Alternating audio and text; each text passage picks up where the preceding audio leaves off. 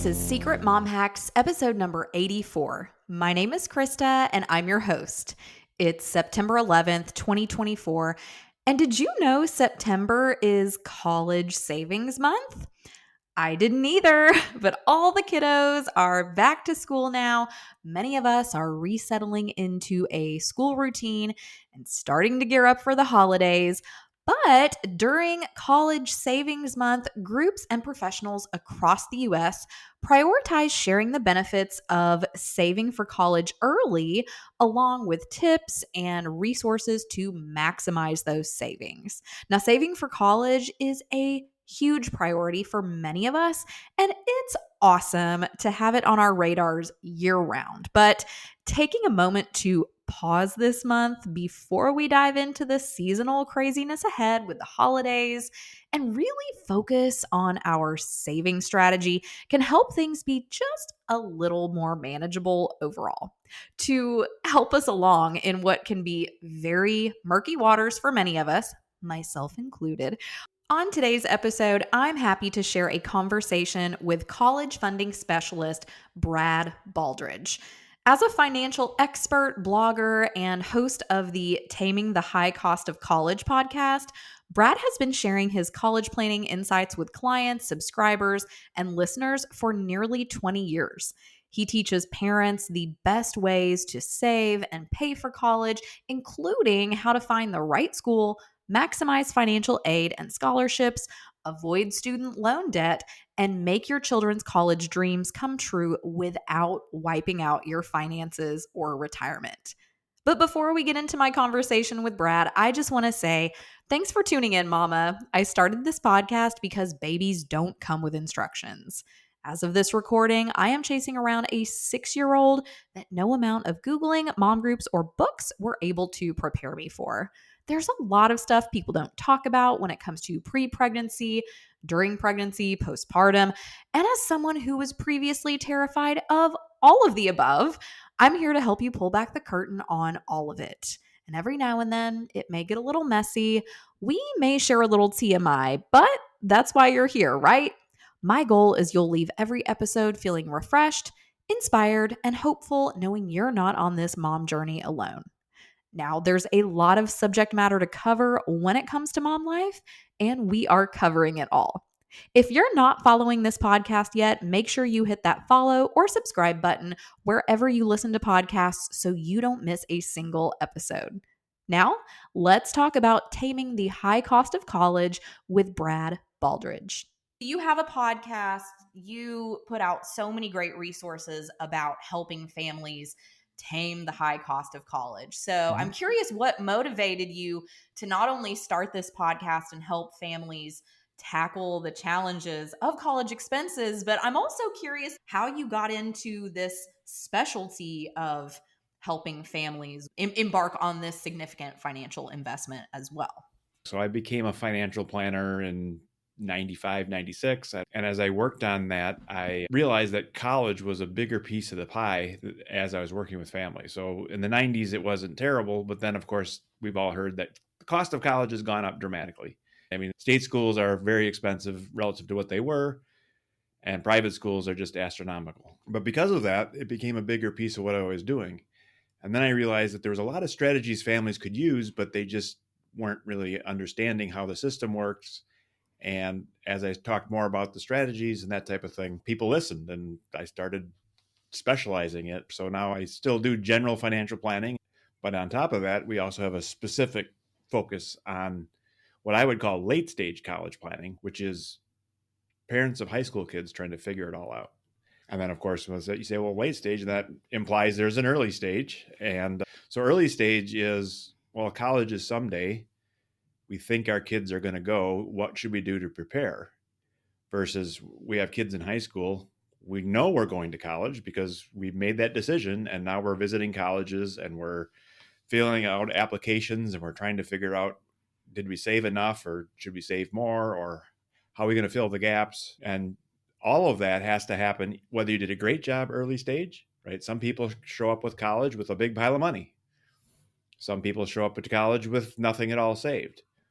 But all of those families, I very rarely hear a family say something to the effect of, well, college is canceled. We didn't prepare well enough. Sorry, it's just not going to work. Again, but the people I'm talking to are either we've got some money saved. How do we fill the gaps? Or we don't have any money. What do we do now? Or we have a big pile of money, but we don't want to waste it. So how do we make this work efficiently? And so that's the big picture college planning and kind of why I got involved.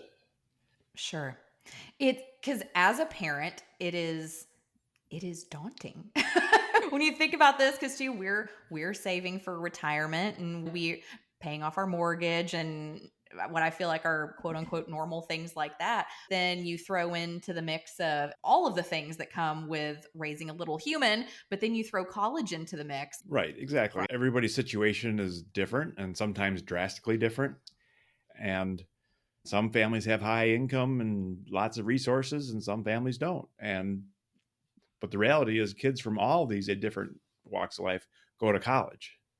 Now, what does that mean? Go to college? Well, is that and that's I think another big thing to talk about.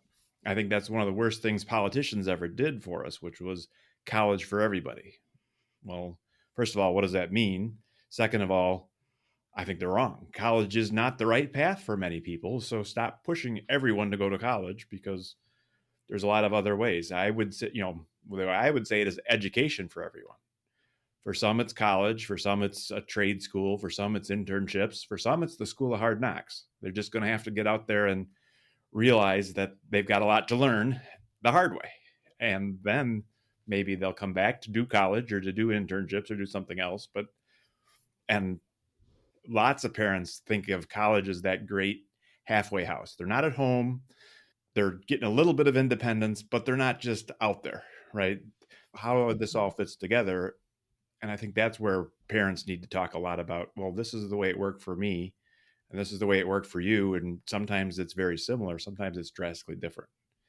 And I do have parents that come to me and say, well, I worked really hard and I had jobs all the time, but I paid for it all. And it's like, okay, yeah, that may have worked 25 years ago, but it may not work today because, again, even the lowest cost on campus costs are 20,000 or something like that. And if you show me a kid that can earn 20,000 a year, well, I can show you a kid that probably doesn't need to go to college because they've already figured out something that's pretty lucrative. Not to say that they shouldn't go to college, but I'm saying they may not have to, right? That's the unusual kid. That's the 1 in 100, Sure. 1 in 1,000 kind of kid that's going to be able to work their way through college, especially if it's the traditional on campus. Lots of students are living at home and going to the community college or commuting and doing that kind of stuff.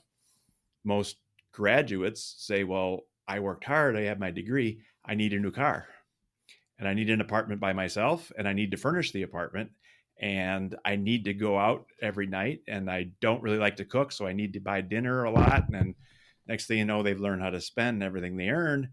And now those big loans are kind of a anchor around their neck.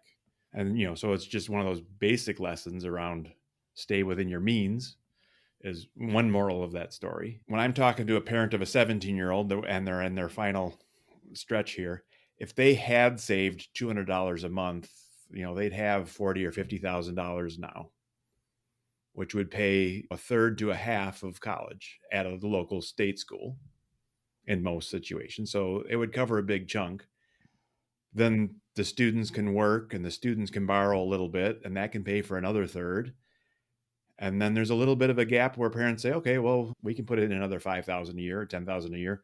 Our income is much better than it used to be because we've had some raises and we've got an extra 10,000 a year now all of a sudden, and we'll just direct that into college. So it all kind of comes together, but you had to save 200 a month from the time the child was born. And then some families say, well, yeah, but we've got 4 or 5 and that's 800 or 1,000.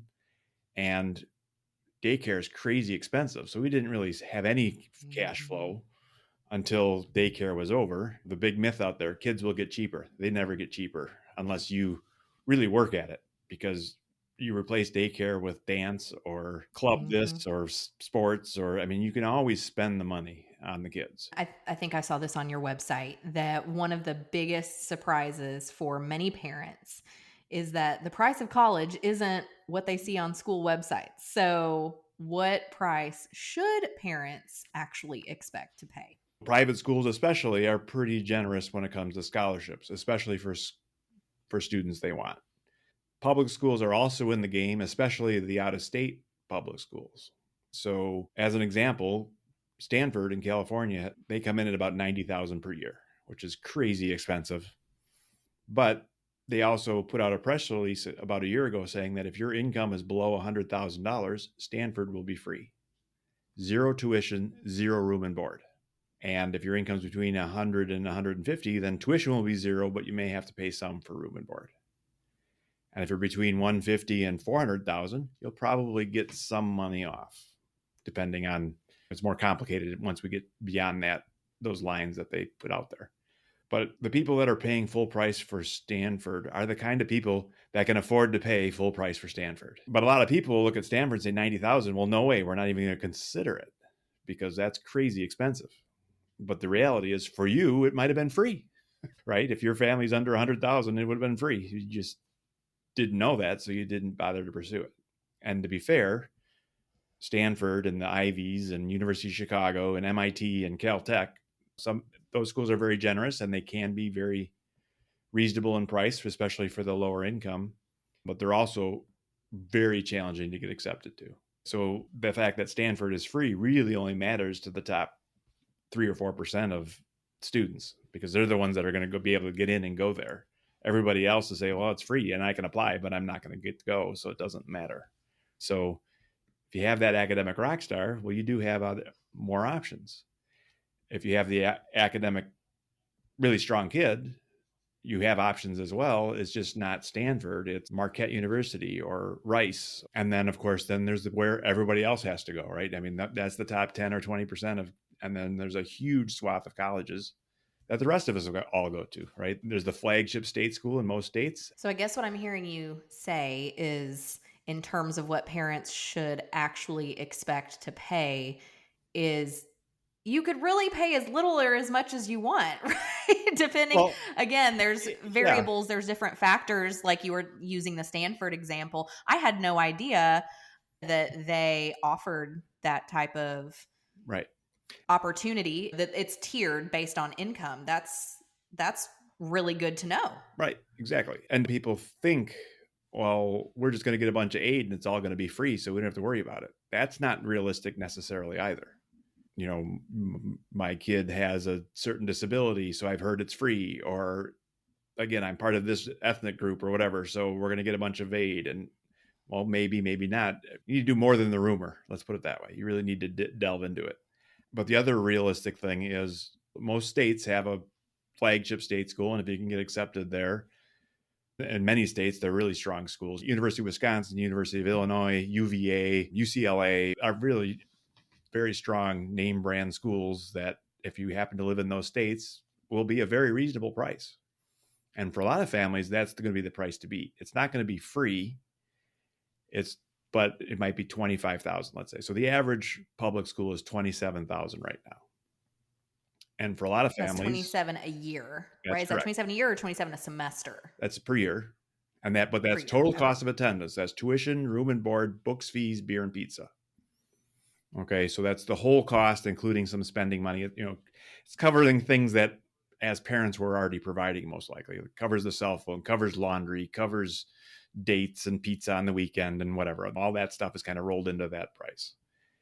So And let's hear that again. You said 27,000 a year. 27,000, Is that right? right? The average Okay. On private average. school is Okay. 57,000. And again, these are list prices. Now, the average state school, their discount or their free money is about 8,000, and most of that goes to the the very needy families. And the average discount at the public or the private schools is like 27,000, so 19,000 more.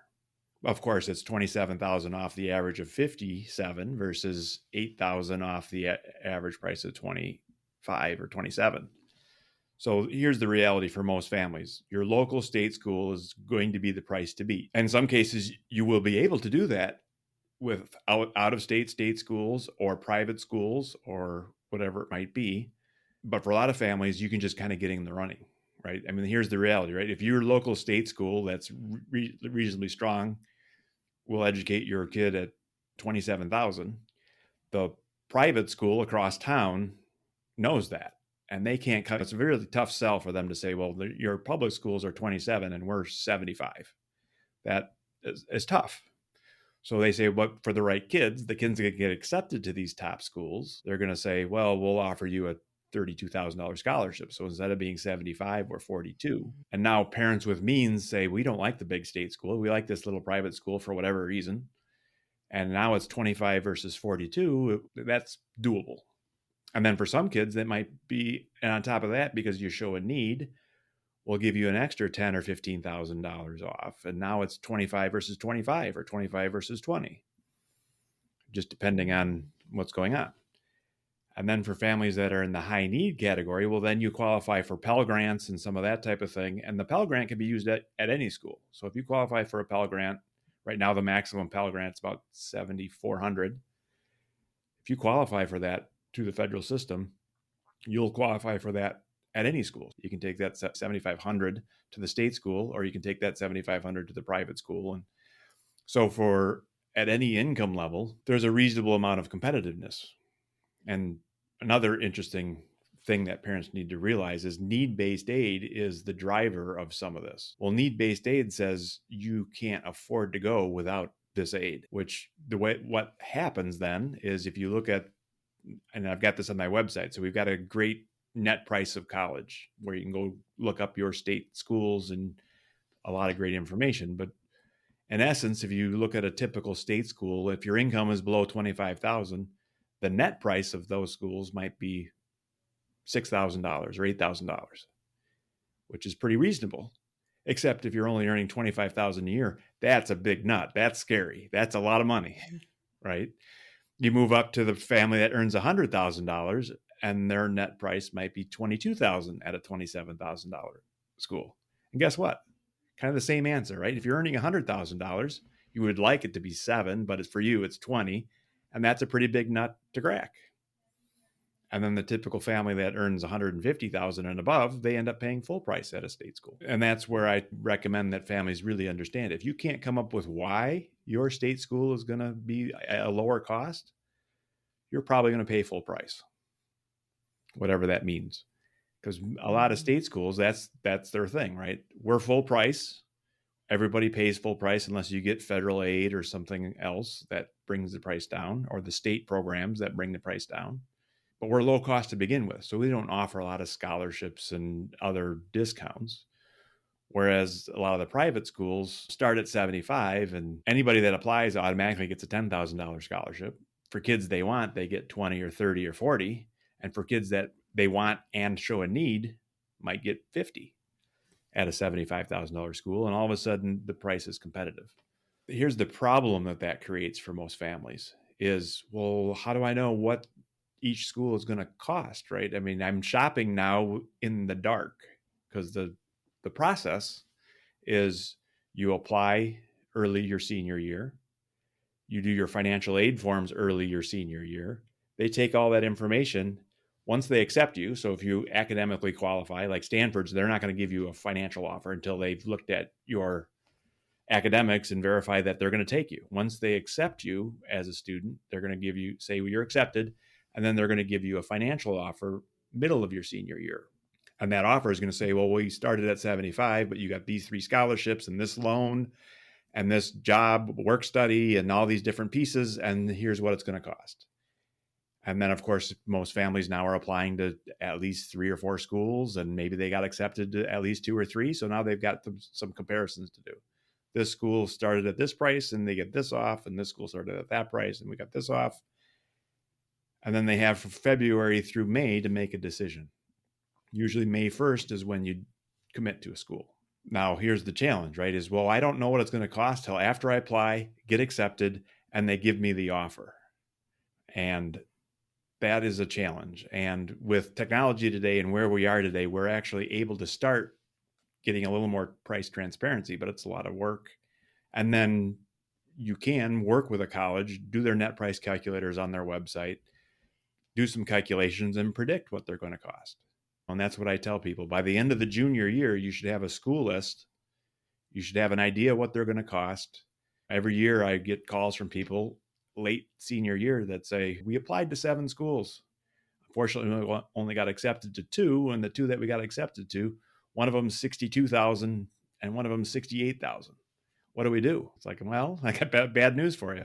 You write a big check, or you delay for a year and start over, or you find a school that'll take a very late application, which oftentimes is not the types of schools that people want.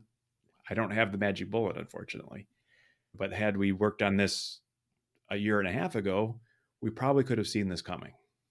We could have at least done some idea of whether the schools that you're applying to were realistic as far as getting accepted.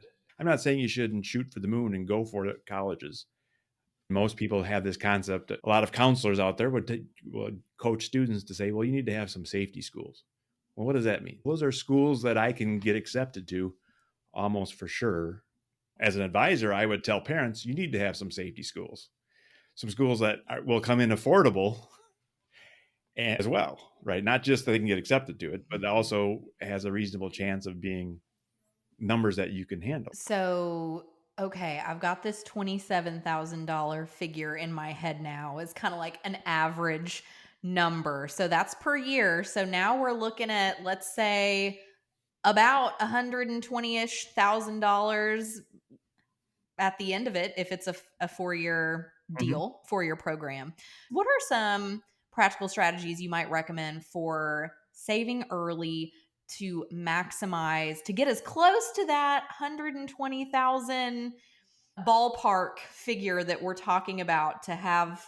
And again, for, as we've said, if it's Stanford, clearly it's going to be substantially more than $120,000 for the 4 years. So again, we realize that this is just an average number we're playing with, but how can families maximize that savings potential while also too, let's interlace that with also saving for retirement, because as parents, most of us don't want to work until we're 80 years old. So what can we do to be financially savvy, be preparing for college while also be preparing for our future as older adults who still want to enjoy life? Yeah, absolutely.